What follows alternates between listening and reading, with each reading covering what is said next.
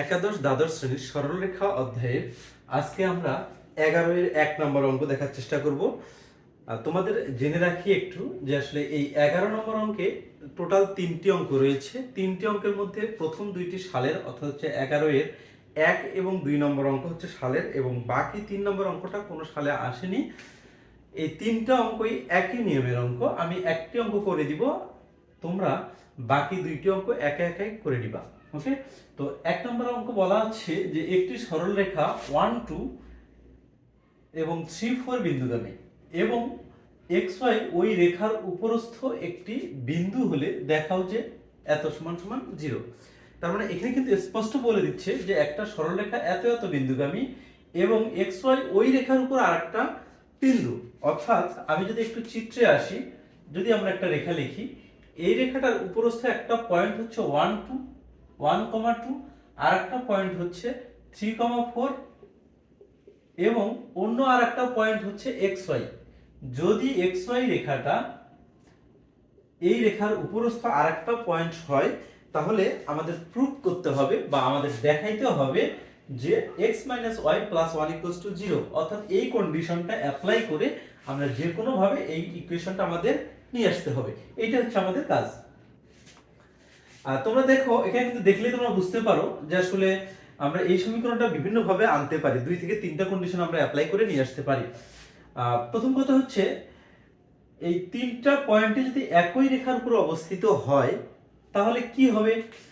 তাহলে হবে এই পয়েন্ট এবং এই রেখা, এই দুইটা রেখা এবং এই দুইটা রেখা, যদি আমি পয়েন্ট দুইটার নাম দিই, এ একটা দিলাম, বি একটা দিলাম, দেন সি দিলাম, তাহলে এবি রেখার ঢাল যা হবে এবং বিসি রেখার ঢালও তাই হবে। সুতরাং আমি এখানে লিখতে পারবো যে এবি রেখার ঢাল, যেহেতু এ বি সি 3টি পয়েন্টই একই রেখার উপর অবস্থিত, সুতরাং এবি রেখার ঢাল এবং বিসি রেখার ঢাল সমান হবে। এই কন্ডিশন দিয়ে আমি অঙ্কটা করতে পারি। আর একটা কন্ডিশন হচ্ছে, তোমরা দেখলেই বুঝতে পারবা যে এই 3টা বিন্দু দিয়ে যদি কোনো ত্রিভুজের ক্ষেত্রফল আমরা নির্ণয় করতে চাই, তাহলে কিন্তু ওই ত্রিভুজের ক্ষেত্রফল 0 হবে। কারণটা হচ্ছে কি, এই 3টা বিন্দু দিয়ে আসলে কোনোভাবেই একটা ত্রিভুজ গঠন করা যায় না। তার মানে ত্রিভুজের ক্ষেত্রফল 0। যদি ত্রিভুজ গঠন করা যেত, তার কোনো না কোনোভাবে একটা ত্রিভুজের ক্ষেত্রফল সাংখ্যিক মান থাকতো। বাট যেহেতু এখানে ত্রিভুজ গঠন করা পসিবল নয়, সুতরাং এর ক্ষেত্রফলটা হবে 0। আমরা এই ফর্মুলাটা ইউজ করার চেষ্টা করব। এখানে লিখব, জাস্ট এখানে লিখে রাখব, দেওয়া আছে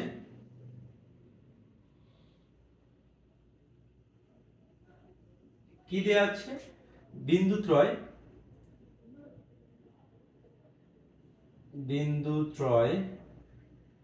1,2 3,4 দেন x, y।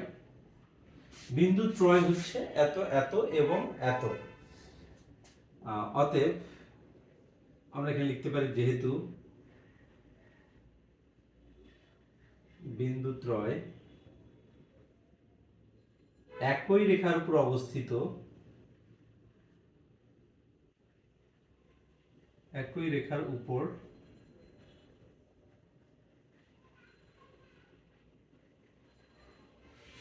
অবস্থিত, সুতরাং বিন্দুত্রয় দ্বারা গঠিত ত্রিভুজের ক্ষেত্রফল 0 হবে। সুতরাং বিন্দুত্রয় দ্বারা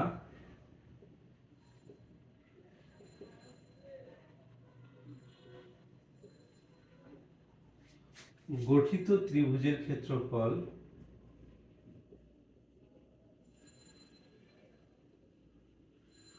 ক্ষেত্রফল 0 হবে। আমরা এটা লিখতে পারি। অতএব ত্রিভুজ ABC এর ক্ষেত্রফল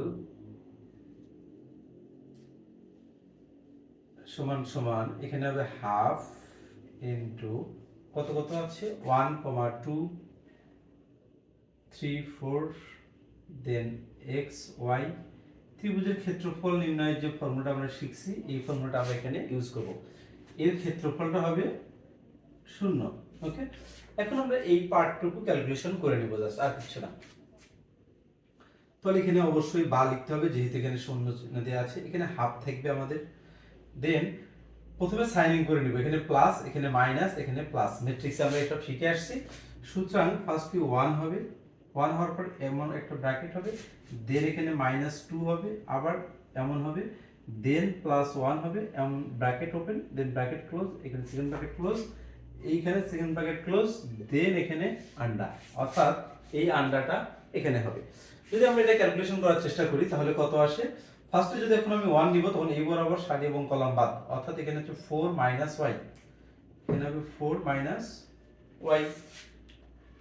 এরপরে যখন আমি -2 নিব তখন এইটা এবং এইটা বাদ, অর্থাৎ আমি যদি এই কলামটা বাদ দেই, দেন এই কলামটা বাদ দেই, তাহলে এখানে আমার থাকে 3 - x, 3 - x। সিমিলার উপায়ে যখন আমি এইটা নিব তখন হবে 3y - 4x, 3y - 4x, এটা হাফটা আমার এখানেই থাকলো। অথবা আমি এই হাফটাকে, এই টুটাকে এখানে পাঠাই দিয়ে আমি শূন্য করে নিতে পারি, তাতে কোনো প্রবলেম নাই। আমি শুধু এটা ক্যালকুলেশন করতে পারি, 4 - y, দেন -6 + 2x, দেন এখানে পজিটিভ 3y এবং -4x, okay, is equals to under. এখন যেহেতু এখানে জায়গার সংকট, আমরা একটু এই সাইডে করার চেষ্টা করি, বা তাহলে এখানে হাফ থাকলো। এখানে তোমরা দেখো এই যে y আছে আর এই যে y আছে, এই দুটো ক্যালকুলেশন করলে আমাদের আসলে +2y থাকে, আর এইখানে 4 আছে, এইখানে 6 আছে, ক্যালকুলেশন করলে আমাদের আসে হচ্ছে -2, এখানে আসবে হচ্ছে -2, আর এখানে যদি x ক্যালকুলেশন করি -2x, এখানে y ক্যালকুলেশন করলে +2y, +2y equals to under. এইটা হচ্ছে আমাদের ক্যালকুলেশন।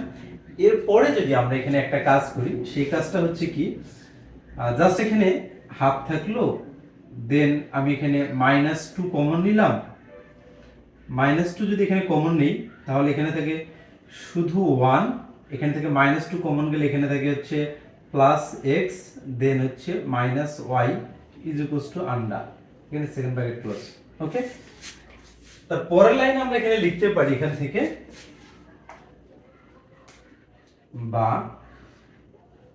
এখানে এই 2 ক্যান্সেল হয়, এই মাইনাসটা যদি এখানে চলে যায় তাহলে আমাদের এখানে নরমালি শূন্য থাকে, অর্থাৎ 1 + x - y is equals to under.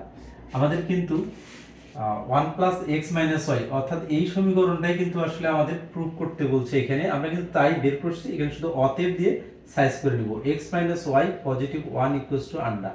তাহলে আমরা এখানে লিখতে পারি,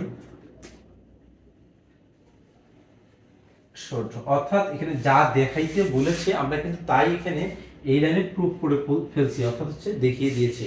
সুতরাং এই অঙ্কগুলো এখানকার, অর্থাৎ 11 নম্বর বাকি দুইটা অঙ্ক তোমরা মনোযোগ সহকারে করবা বাসায়। যদি কোনো প্রবলেম হয় দেন আমাকে নক করতে পারো। আল্লাহ হাফেজ।